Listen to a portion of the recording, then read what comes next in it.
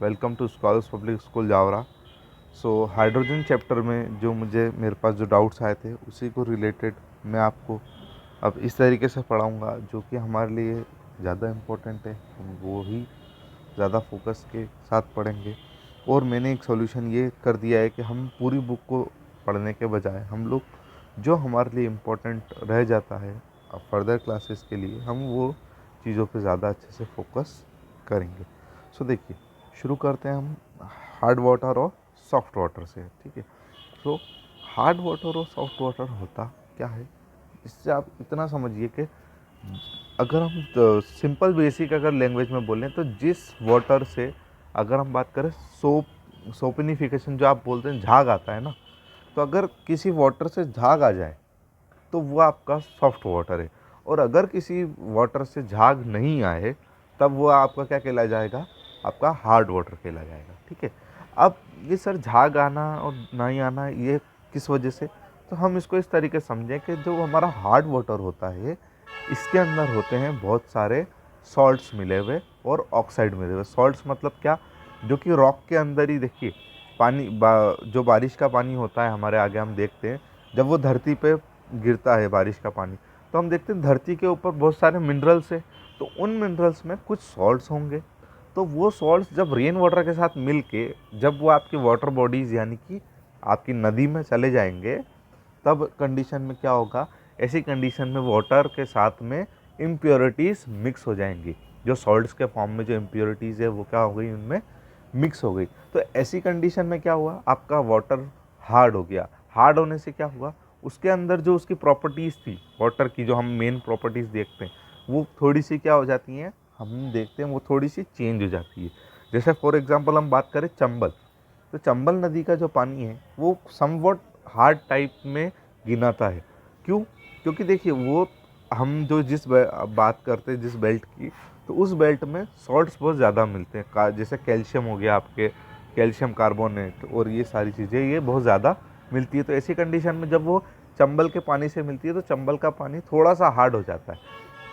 हम अगर कोटा की बात करें जो आपका राजस्थान में, वहाँ पर वाटर की प्रॉब्लम है और वहाँ पर भी हम देखते हैं कि वहाँ पर भी इसी तरीके की प्रॉब्लम। या हम बात करें यमुना नदी की, तो यमुना नदी में भी हार्ड वाटर की ही प्रॉब्लम है। बट अगर हम बात करें तो गंगा की, तो गंगा की प्रॉब्लम ऐसी नहीं है। गंगा नदी के अंदर ज़्यादा इम्प्योरिटी या हार्ड वाटर हम उसे नहीं कह सकते। कारण क्या है कि वो ग्लेशियर से पिघल के आ रही है।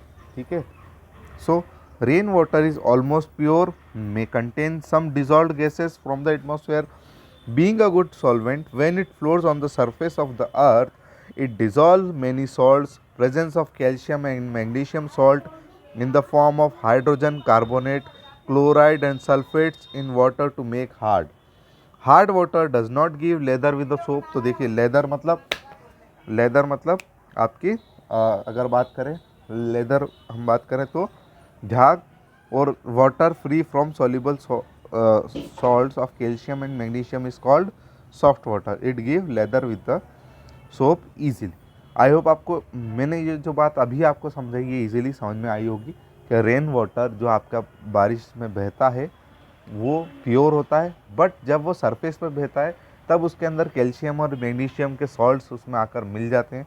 तो ऐसी कंडीशन में वो क्या हो जाता है, हार्ड वाटर हो जाता है। ठीक है।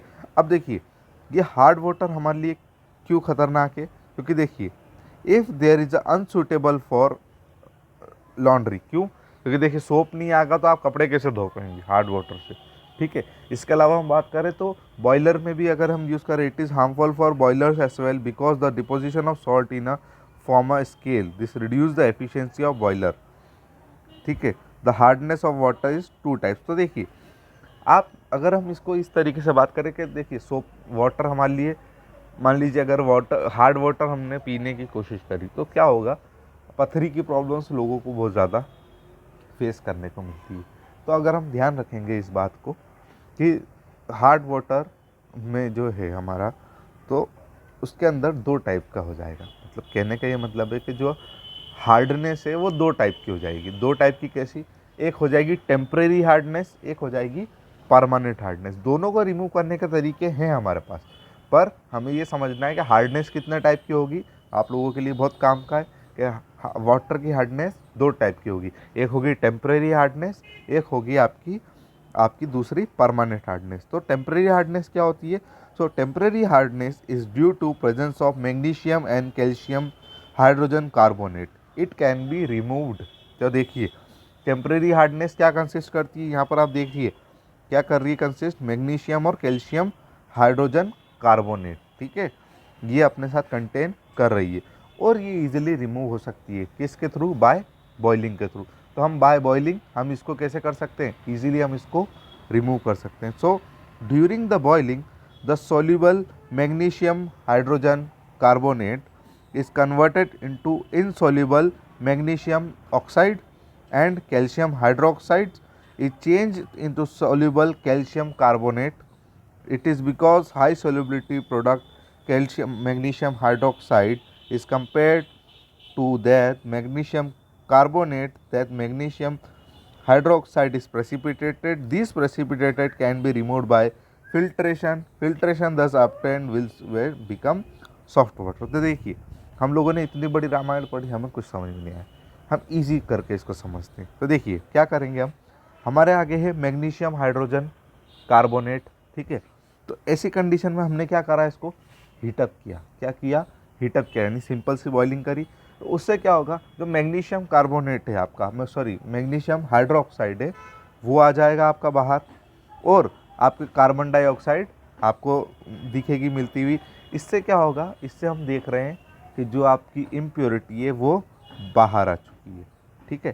तो ये टेम्परेरी है, क्योंकि देखिए इतना ज़्यादा इसको यूज़फुल नहीं है। दूसरा है आपका परमानेंट हार्डनेस। परमानेंट हार्डनेस के लिए भी आप सिर्फ एक ही मेथड याद रखेंगे। तो परमानेंट हार्डनेस के लिए it is due to presence of soluble salts of magnesium and calcium in the form of chlorides and sulphides in water. तो देखिए किस फॉर्म में मैग्नीशियम और कैल्शियम के सॉल्ट्स किस फॉर्म में यहाँ पर हमें मिल रहे हैं, हमें कैल्शियम के क्लोराइड्स और सल्फेट्स के साथ में हम इसको देख पा रहे हैं। Permanent hardness is not removed by boiling, it can be removed by the following method. तो देखिए परमानेंट हार्डनेस बॉइलिंग से रिमूव नहीं हो पाएगी। ये रिमूव कैसे होगी? तो ट्रीटमेंट विथ वॉशिंग सोडा, हमें एक ही याद रखनी है। तो वॉशिंग सोडा यानी कि आपका sodium carbonate. So washing soda react with soluble, यानी कि देखिए सोल्यूबल मतलब जो पानी में मिल जाते हैं, घुल जाते हैं, calcium and magnesium chlorides and sulphates in hot water to form insoluble carbonate. तो क्या जो घुलते नहीं है, तो देखिए जो घुलेगा नहीं वो हमें इजीली देख पाएंगे, तो हम उसको फिल्ट्रेशन करके छान सकते हैं। आपको ये बात समझ में आई कि सॉल्यूबल और इनसॉल्यूबल का मतलब क्या, कि जो पानी में घुल जाए वो सॉल्यूबल और जो पानी में ना घुले वो इनसॉल्यूबल, ठीक है। तो देखिए जो नहीं घुलेगा उसे हम थ्रू द अदर मेथड हम उसको रिमूव कर सकते हैं। सो पहली बात, हमें सोडियम और कैल्शियम और मैग्नीशियम के क्लोराइड्स और सल्फेट्स को हमें क्या करना है, पहले हमको सॉल्यूबल से इनसॉल्यूबल बनाना है। सो देखिए यहाँ MCl है, MCl M मतलब यहाँ पर क्या हुआ, आप यह ध्यान रखेंगे, आपका कैल्शियम हो जाएगा या मैग्नीशियम। M का मतलब यहाँ क्या हो जाएगा, कैल्शियम हो जाएगा या मैग्नीशियम हो जाएगा, है ना। और उसको हमने किसके साथ रिएक्ट कराया, आपके सोडियम कार्बोनेट क्लोराइड के साथ इसको रिएक्ट कराया, तो हमें क्या मिलेगा, आपका सोडियम का कैल्शियम कार्बोनेट या फिर मैग्नीशियम कार्बोनेट, और आपके सॉल्ट्स जो NaCl है वो आपके यहाँ पर हमें रिमूव होते हुए दिख रहे हैं।